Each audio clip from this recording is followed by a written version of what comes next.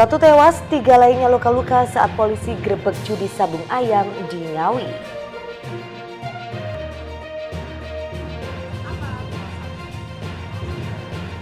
Lima pasangan bukan suami istri terjaring razia hotel di Tuban.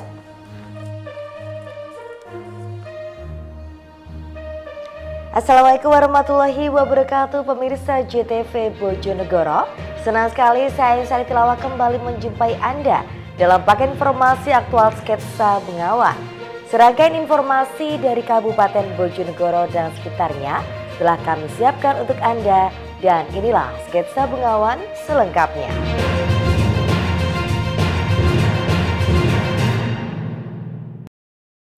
Pemirsa, kami awal informasi yang pertama. Seorang warga tewas dan 3 orang luka-luka akibat terjun ke jurang saat penggerebekan judi sabung ayam yang dilakukan oleh petugas Polsek Geneng Kabupaten Ngawi. Para pelaku kaget saat dilakukan penggerebekan sehingga beberapa di antaranya nekat terjun ke jurang.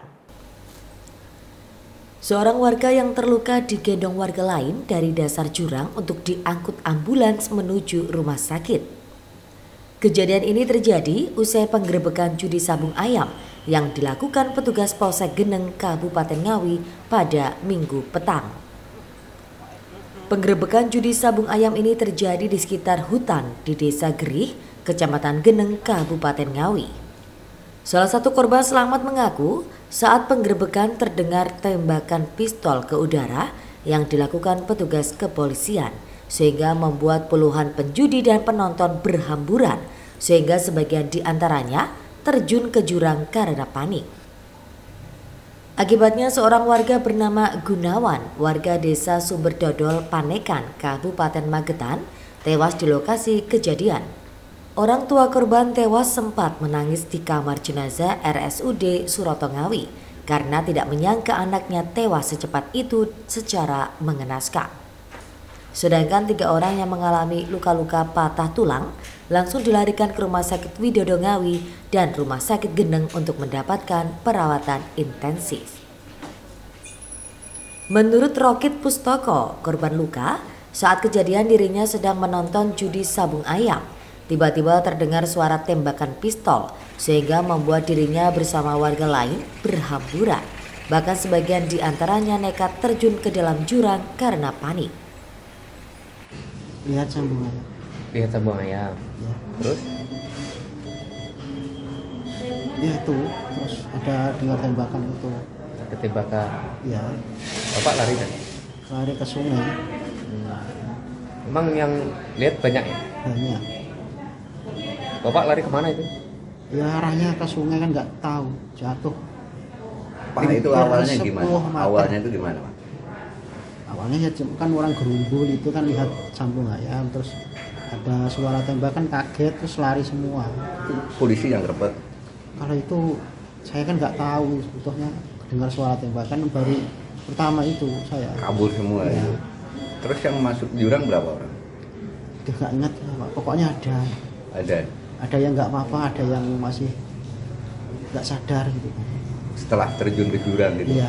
Karena apa, Pak, kok terjun ke jurang? Ya karena nggak tahu pokoknya. Takut gitu. Takut apa kaget gitu. Yang meninggal berapa orang? Nggak tahu, Pak. Saya terus dibawa ke sini, digotong ke atas tadi.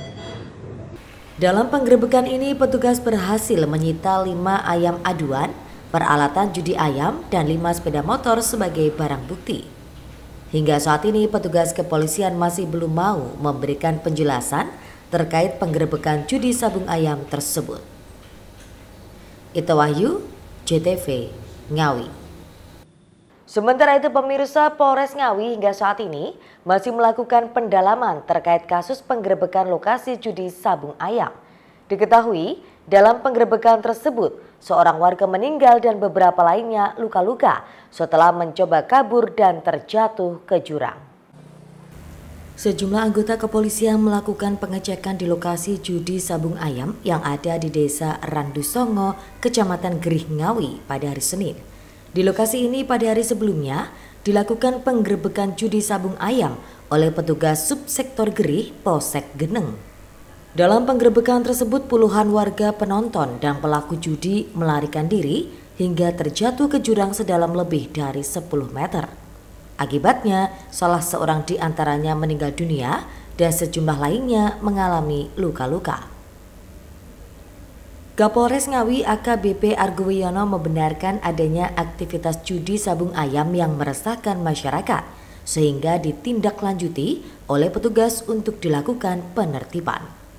Menurut Kapolres, di lokasi tersebut memang menjadi lokasi perjudian dan sudah pernah ditertibkan pada tahun 2022. Namun 2 hari terakhir, lokasi tersebut kembali digunakan untuk judi sabung ayam.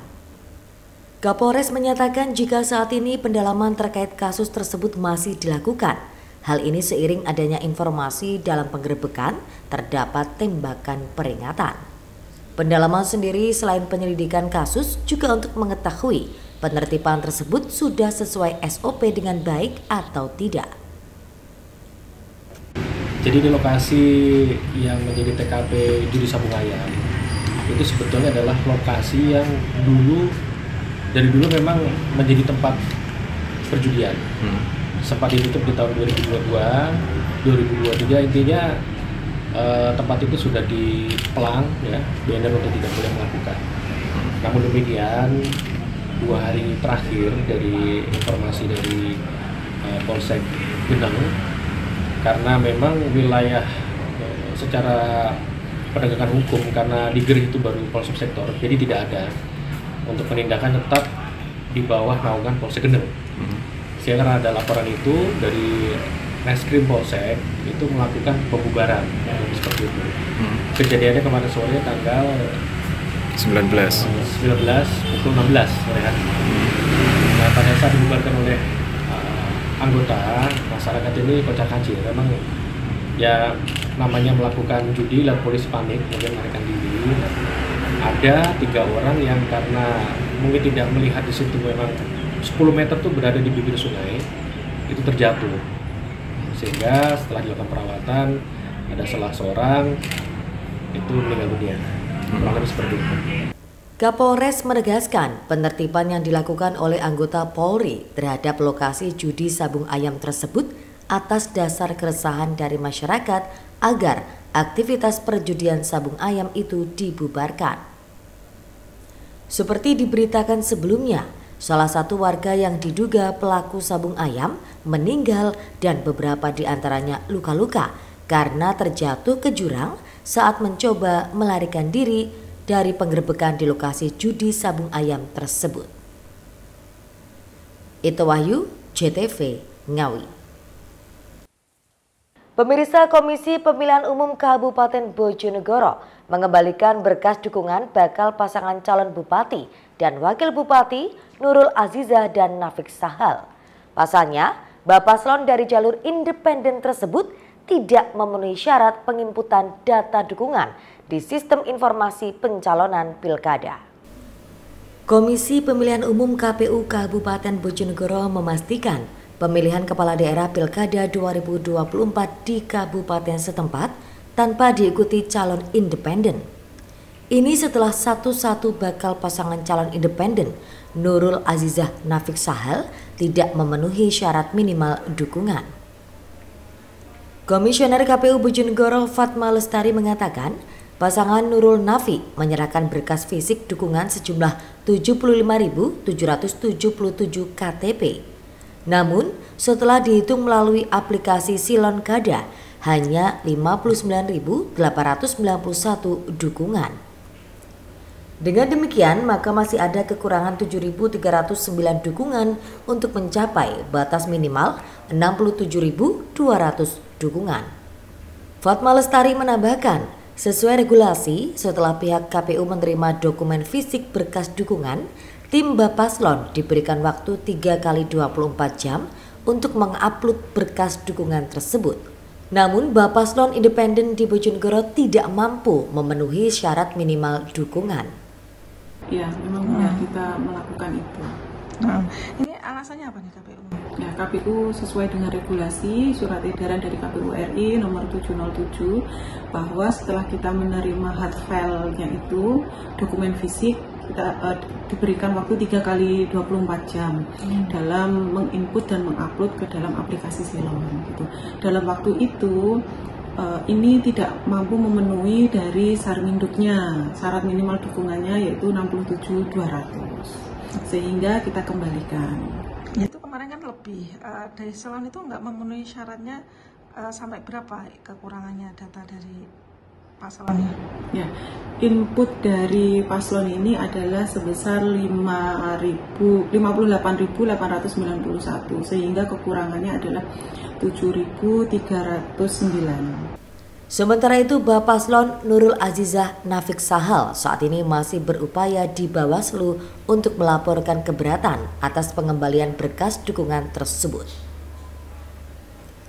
Sekedar diketahui, Bapaslon Independen Nurul Azizah Nafik Sahal menyerahkan dokumen dukungan secara fisik ke KPU Bojonegoro pada Minggu 12 Mei 2024 sekitar pukul 23:30.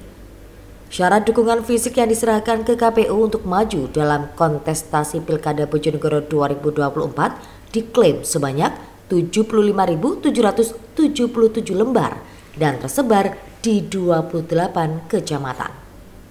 Samsul Alim, JTV, Bojonegoro. Pemirsa, 5 pasangan bukan suami istri terjaring razia di hotel di Tuban. Informasi selengkapnya hadir sesaat lagi.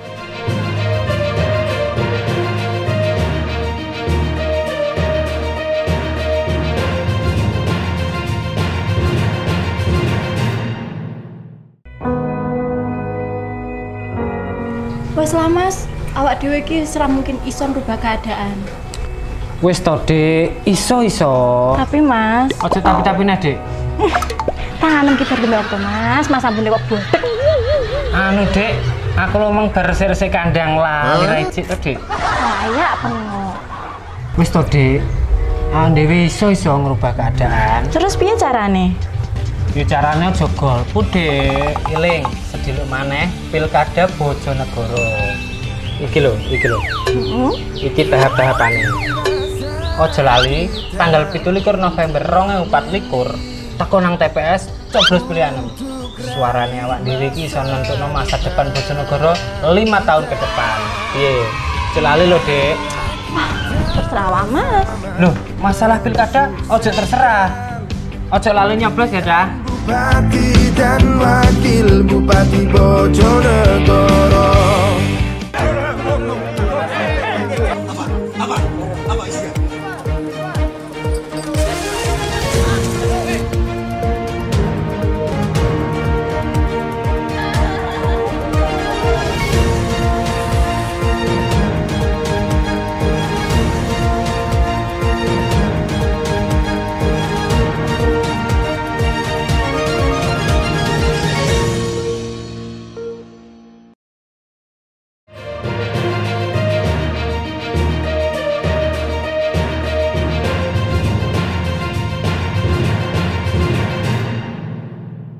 Terima kasih Anda masih bersama kami. 5 pasangan bukan suami istri terjaring razia dari beberapa hotel di Tuban dalam operasi gabungan Satpol PP, TNI, dan Polres Tuban. Razia ini digelar berdasarkan laporan masyarakat yang resah dengan maraknya praktek prostitusi online di tempat penginapan. Petugas gabungan dari Satpol PP, TNI, dan Polres Tuban menggelar razia dengan sasaran tempat penginapan dan hotel di kawasan setempat pada Minggu malam. Hasilnya petugas mendapati 5 pasangan bukan suami istri tengah asyik memadu kasih di dalam kamar.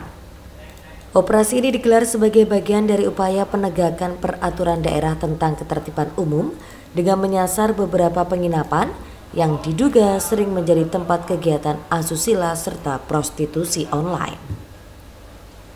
Satu persatu pengunjung diminta untuk menunjukkan identitas serta surat nikahnya.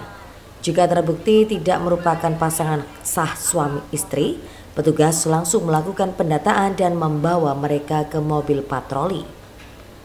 Kasat Samapta Polres Tuban, Nanang Fendi Dwi Susanto mengatakan, razia gabungan ini digelar berdasarkan laporan dari masyarakat yang resah dengan maraknya praktek asusila dan prostitusi online di sejumlah penginapan dan hotel. Hasilnya, 5 pasangan bukan suami istri didapati dari 2 hotel berbeda. Mereka selanjutnya digelandang ke kantor Satpol PP untuk dilakukan pendataan dan pembinaan. Hasil pemeriksaan awal, sejumlah pasangan mengaku memang belum resmi menikah dan beralasan hanya menginap semalam di hotel. Sementara sisanya diduga merupakan pelanggan dari prostitusi online yang dipesan melalui aplikasi. Pasangan tidak sah ditemukan di hotel. Itu ada berapa pasang? Tadi ada 5 pasang. 5 pasang ya? Di mana saja? Di mana saja? Ini ditemukan di Hotel 77 sama Hotel Dinasti. Yang di Hotel 77 berapa pasang? Yang di Hotel 77 4 pasang, yang 1 pasang di Hotel Dinasti. Untuk sasaran hotelnya ada berapa dan tadi yang dioperasi?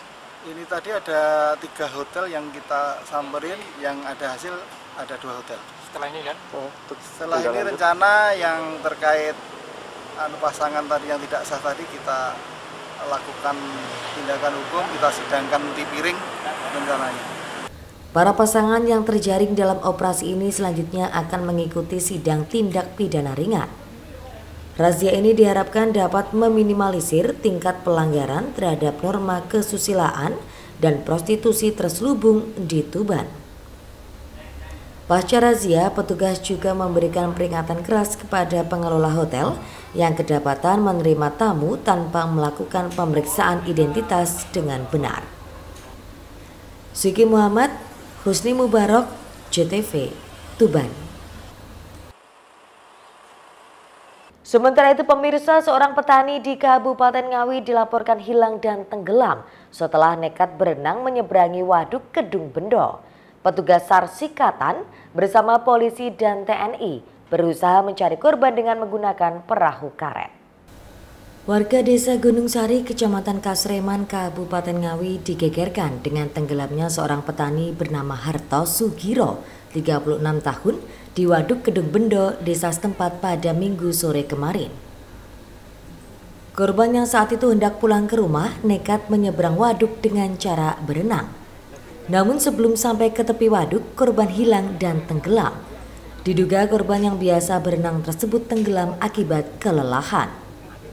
Petugas SAR Sikatan bersama polisi dan TNI yang tiba di lokasi kejadian langsung melakukan pencarian terhadap korban menggunakan perahu karet. Petugas melakukan sejumlah teknik agar bisa menemukan korban. Kepala Desa Gunung Sari, Minto, mengaku awalnya korban berenang menyeberangi sungai karena anaknya meminta air minum saat memanen jagung yang berada di bukit. Sebelum korban sampai ke pinggir waduk, korban hilang dan tenggelam di waduk sedalam 5 meter. Awal kejadiannya beliau itu sedang memanen jagung. Nah kebetulan kan anaknya itu kan kehausan. Bapaknya itu bermaksud untuk mengambilkan air di seberang sungai ini. Nah karena keterbatasan kemampuannya akhirnya belum sampai di pinggir itu dia itu tenggelam. Ada yang sempat mau menolong? Ada yang sempat meminta tolong, tapi karena jauh dan aksesnya ataupun peralatan tidak ada, akhirnya yang ada di sekelilingnya tidak mampu menolong. Korbannya bisa berenang nggak Pak sebenarnya? Bisa berenang. Kedalaman waduk berapa nih? Kedalaman waduk sekitar 5-4. Hingga kini korban belum berhasil ditemukan. Rencananya proses pencarian kembali dilanjutkan dengan memperluas area pencarian di waduk tersebut. Ito Wahyu, JTV, Ngawi. Beralih ke berita lainnya pemirsa, Pemkab Bojonegoro melalui bidang pengelolaan aset daerah, Badan Pengelolaan Keuangan dan Aset Daerah telah melaksanakan pelelangan sejumlah kendaraan tidak layak pakai. Tercatat ada sebanyak 8 kendaraan berhasil dilelang dan menyumbang pendapatan asli daerah atau PAD sebesar Rp161 juta. Pemerintah Kabupaten Bojonegoro melalui bidang pengelolaan aset daerah, Badan Pengelolaan Keuangan dan Aset Daerah telah melaksanakan lelang kendaraan yang sudah memiliki batas usia maksimum manfaat maupun sudah rusak dan dilakukan penghapusan. Lelang yang telah dilakukan secara online melalui Kantor Pelayanan Kekayaan Negara dan Lelang atau KPKNL Madiun pada tanggal 8 Mei 2024 lalu tersebut ada sebanyak 8 kendaraan roda 2, 4 kendaraan roda 4, dan paket scrap besi tua ke dalam 3 paket lelang. Hasil lelang tersebut menyumbang pendapatan asli daerah sebesar Rp161 juta. Kepala Bidang Pengelolaan Aset Daerah BPKAD Kabupaten Bojonegoro, Andi Panca, menyampaikan hasil lelang kendaraan dinas melalui KPKNL Madiun tersebut masing-masing terdiri dari paket pertama 8 kendaraan roda 2 dengan limit Rp15.645.000 sudah laku sebesar Rp17.245.000. Kemudian paket kedua berupa scrap kendaraan rusak parah dijual besi tua, limit penjualan Rp90.415.000, berhasil laku Rp90.415.000. Serta paket ketiga berupa 4 kendaraan roda 2 limit penjualan sebesar Rp41.597.000 dan berhasil laku Rp54.071.000. Lelang tanggal 8 kemarin, ini lelang bulan Mei 2024. Ada 3 paket yang kita tawarkan. Ini ada paket pertama 8 kendaraan roda 2 dengan limit 15 juta sekian. Ini sudah laku dengan nilai 17 juta sekian. Paket kedua ini paket scrap, artinya kendaraan ini nanti untuk karena sudah sangat parah, jadi dijual besi tua. Untuk surat-suratnya nanti kita serahkan ke Samsat. Ini paket scrap besi tua limitnya 90 juta sekian, laku harga sama dengan harga limitnya 90 juta sekian. Kemudian paket ketiga ini paket roda 4, ini jual unit, ada 4 unit, limitnya 41 juta sekian, laku dengan nilai 54 juta sekian. Dan ini kendaraan sudah lunas dibayar oleh pembeli, sebagian sudah diambil oleh pembeli. Ada 2 tempat di gudang aset dan sebagian di dinas PU, terutama yang scrap ini ada di dinas PU Bina Marga. Andi menambahkan kendaraan seluruhnya sudah dilakukan pelunasan dan sudah diambil oleh pembeli atau pemenang lelang. Edo Jody Aldian, JTV, Bojonegoro. Jelang Idul Adha, pasar hewan Tuban diserbu pembeli dari luar daerah. Informasinya hadir usai jeda pariwara.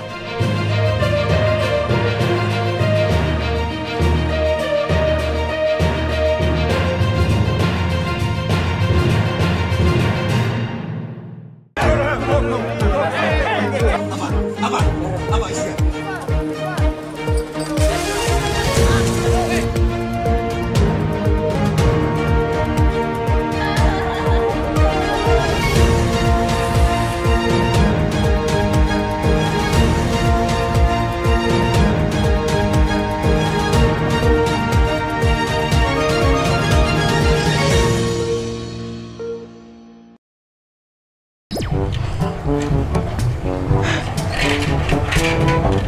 Lho. Bapak ki wis bolak-balik ngendari awakmu to. Aja cedak-cedak karo bocah cok iki.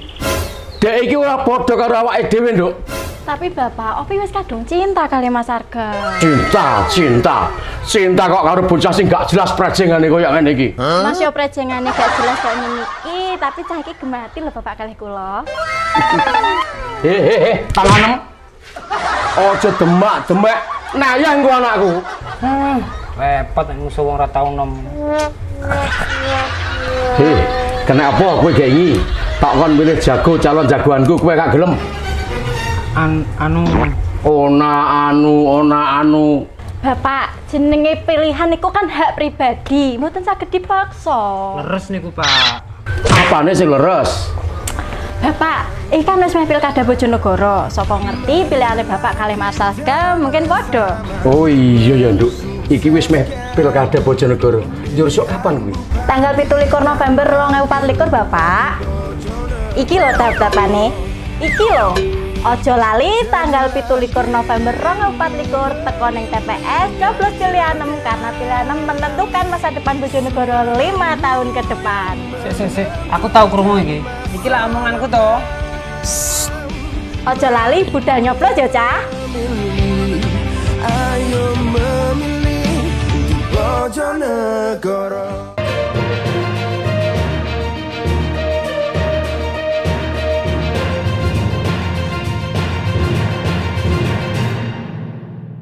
Pemirsa, Anda masih di Sketsa Bengawan. Jelang Idul Adha, pasar hewan di Kabupaten Tuban mulai ramai diserbu pembeli sapi kurban. Tak hanya warga lokal, pembeli juga banyak datang dari berbagai daerah karena kualitas sapi di wilayah tersebut cukup terjaga. Meningkatnya transaksi penjualan menyebabkan harga sapi kurban mulai mengalami peningkatan. Pasar hewan di Desa Margomulyo, Kecamatan Krek, Kabupaten Tuban terpantau ramai pembeli pada Senin pagi. Sentra penjualan sapi dan kambing ini diserbu pembeli hingga menyebabkan akses jalan sekitar macet. Sempitnya fasilitas parkir membuat kendaraan pengangkut sapi harus antri untuk bergantian masuk. Sudah menjadi kebiasaan jelang Idul Adha, pasar hewan ini selalu diserbu pemburu sapi kurban. Tak hanya warga lokal, pembeli juga banyak datang dari berbagai daerah di Jawa Timur, Jawa Tengah hingga Jawa Barat. Mereka rela datang jauh-jauh demi mendapat sapi kurban berkualitas dengan harga terjangkau. Sapi lokal Tuban dikenal memiliki kualitas daging cukup baik. Sapi selanjutnya akan dijual kembali di daerah masing-masing untuk memenuhi kebutuhan ibadah kurban. Perburuan dilakukan jauh-jauh hari untuk mendapat harga yang lebih murah, sehingga penjualan sapi nantinya mendapat untung. Ini dari mana, Pak? Dari Tegal. Dari Tegal. Ini kok nyari sapi di sini kenapa? Taruk. Kecamatan Taruk. Kok Ya. nyari sapi di Ketuban jauh ini, Pak? Iya, kalau di sini kan harganya bisa digeser-geser, terus ya stabil lah. Sapinya juga bagus. Bagus ya, Pak ya? Iya, bagus. Iya. Pak, ini rencana nanti dijual di mana, Pak? Jual di termasuk ke konsumen. Konsumen ya, Pak? Iya, ya? orang-orang kampung. Untuk kurban ya, Pak? Kurban, ya? iya. Ini tadi harga berapa, Pak, dapat? Harga ada yang 25, ada yang 24, 17, 18. Sirkulasi masuk maupun penjualan sapi mulai mengalami peningkatan sebesar 20% sejak sepekan terakhir. Jika biasanya sirkulasi sapi berkisar 400 ekor, maka melonjak 500 ekor per hari Senin. Meningkatnya transaksi menyebabkan harga sapi kurban mulai cenderung naik. Untuk mendapat sapi kualitas kurban, pembeli harus menyediakan uang antara 20 juta rupiah hingga 25 juta rupiah. Namun pembeli masih dapat mengajukan penawaran saat transaksi. Pak, jelang Idul Adha ini apa ada sirkulasi penambahan sapi, Pak? Ada ya, peningkatan kurang lebih 20% dari katakanlah umpamanya rata-rata 400 sekarang bisa meningkat 500 ekor menjelang kurban. Itu sapi dari mana saja, Pak? Itu untuk sapi ini dari sekitar Kecamatan Krek dan juga ada yang dari Babat, Bojonegoro dan Jawa Tengah Kecamatan Sarang untuk sapinya. Sedangkan untuk membelinya itu ada yang dari Kendal, dari Tegal dan Pati. Pak, kok banyak diserbu pembeli dari luar kota ini, kenapa, Pak? Karena kualitas sapi di sini itu sangat bagus daging dibandingkan dengan daerah-daerah lain. Maksudnya dari makannya itu tidak pur. Sini kan istilahnya alami, makannya itu dari rumput dan yang lain-lain, tidak ada pur. Sehingga kualitas sapi itu dagingnya itu bagus, banyak yang diserbu dengan Lonjakan sirkulasi transaksi maupun harga sapi kurban diprediksi masih akan berlangsung dan mencapai puncaknya pada hari perayaan Idul Adha.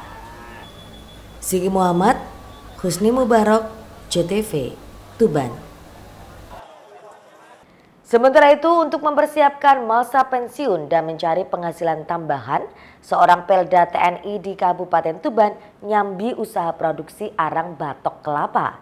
Dibantu sang istri dan 4 pekerja, pria ini mampu meraup cuan di sela-sela aktivitasnya sebagai seorang babinsa. Di sela-sela kesibukannya melayani dan mengayomi masyarakat, Pelda Sunardi, Babinsa Desa Mentoso, Koramil Jenu, Kabupaten Tuban, masih menyempatkan waktu untuk berwirausaha, memproduksi arang dari batok kelapa. Hampir setiap hari, baik sebelum maupun sepulang bekerja, pria 53 tahun itu selalu datang mengecek produksi arangnya. Dibantu sang istri Ismawati, Pelda Sunardi secara otodidak membuat arang dari batok kelapa. Setelah berkali-kali gagal, akhirnya dirinya berhasil membuat arang batok kelapa yang bagus. Hasil pembakaran batok arang ini sudah ditekuninya selama 4 tahun terakhir. Kini dirinya tidak sendiri mengurus produksi arang batok. Anggota TNI ini memberdayakan 4 orang warga sekitar. Selain sebagai pendapatan tambahan yang halal, usaha ini dilakoninya untuk mempersiapkan masa pensiun. Dalam sekali produksi dirinya mampu menghasilkan 4 hingga 5 kuintal arang. Biasanya produksi ini dilakukan selama 2 hari. Arang batok kelapa ini biasanya dijual ke beberapa pasar tradisional di wilayah Tuban, Lamongan, dan Gresik. Setiap 1 kilo arang batok kelapa dijual seharga Rp10.000. Produksi arang batok, Mas. Usaha ini sudah sejak kapan, Pak? Sudah mulai 4 tahun yang lalu. Pak, yang melatar belakangi Bapak usaha ini apa, Pak? Pertama untuk mencukupi kebutuhan keluarga, yang kedua untuk ini, Mas, saya kan sudah mau pensiun. Bulan 12 besok saya pensiun, jadi saya untuk persiapan saya pensiun kegiatan ini, mempersiapkan diri untuk persiapan pensiun biar ada kegiatan tidak jenuh di rumah gitu, Mas. Pak, ini dilakukan di sela-sela kesibukan atau gimana? Ya di sela-sela tugas saya, Mas. Di sela-sela pada waktu saya ada waktu longgar, libur, ya saya ke sini lihat, tapi kalau saya waktu itu dinas ya kan ada pekerja di sini. Jadi saya tinggal mengendalikan gitu aja, Mas. Ngasih tahu sama yang bekerja. Jadi alhamdulillah selama ini saya juga tetap bisa dinas jalan, usaha saya juga jalan gitu, Mas. Pak, ini sekali bakar dapat berapa kintal, Pak? Sekali bakar dapat 4,5 kintal sampai 5 kintal. Menjelang Hari Raya Idul Adha, pesanan arang meningkat. Banyaknya umat muslim yang ingin membakar daging kurban menjadi berkah tersendiri bagi dirinya dan keluarga. Siki Muhammad, Husni Mubarak, JTV, Tuban. Pemirsa, berakhir sudah kebersamaan kita dalam sketsa Bengawan edisi kali ini. Jangan lupa follow akun sosial media kami sebagai berikut. Dan akhirnya mewakili kerabat kerja yang bertugas, saya pamit undur diri, terima kasih dan sampai jumpa. Wassalamualaikum warahmatullahi wabarakatuh. Salam JTV Bojonegoro.